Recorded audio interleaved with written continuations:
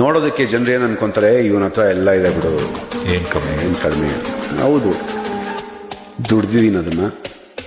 ನನ್ನ ಶೋಕಿ ನಾನು ಮಾಡ್ತೀನಿ. ನನ್ನ ದುಡ್ಡು ನನ್ನ ದುಡ್ಡು. ನಾನು ಬೇರೆಯವ್ರ ಥರ ಅಪ್ಪನ ದುಡ್ಡು ನಾನು ಶೋಕಿ ಮಾಡ್ತಾ ಇಲ್ಲ. ನಾನು ದುಡ್ದಿರೋ ದುಡ್ಡಿನಲ್ಲಿ ನಾನು ಶೋಕಿ ಮಾಡ್ತಾ ಇರೋದು. ಕರೆಕ್ಟ್ ಅಲ್ವಾ?